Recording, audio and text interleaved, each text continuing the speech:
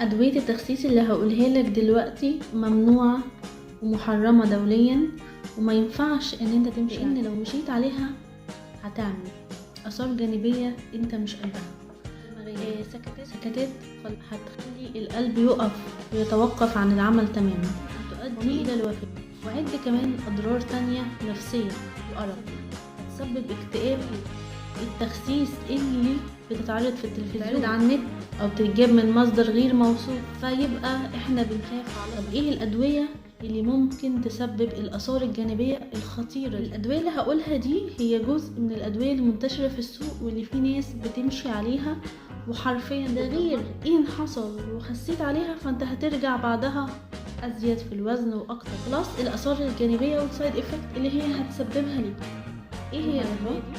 في تاسلابتين وسلامين وسترامين، أدوية كتير جدا فيها مادة السيبوترامين، المادة المحرمة تشتغل على المخ عشان تثبت وتقلل من بالتالي بتأثر على الصحة الدماغية وتسبب سكتات دماغية، تسبب اكتئاب وأمراض نفسية.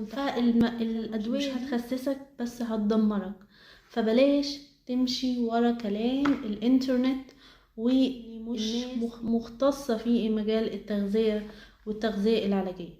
طب هل في أدوية فعلا مصرح بيها طبيا وموجودة في الصيدلية تكتبها؟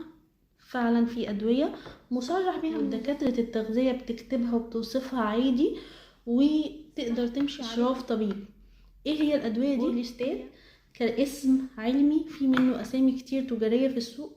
في الليراجلوتايد باسم الساكسندا في السوق، وطبعا بيتاخد تحت اشراف طبيب.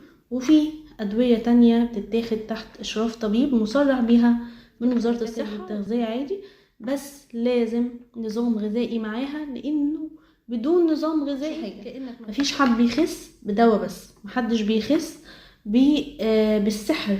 لازم الاراده تبتدي من عندك، لازم انت اللي تقرر ان انت تخس، لانه الدايت والاكسرسايز والدواء التلاتة بيكملوا بعض، فما ينفعش حاجة واحدة منهم تغني عن التانية. بلس شرب المية الكتير جدا، يعني علشان تخس غير اللايف ستايل بتاعتك، وما تخليش حد يضحك عليك ويقولك خد الدواء ده هيخسسك 10 كيلو في شهر.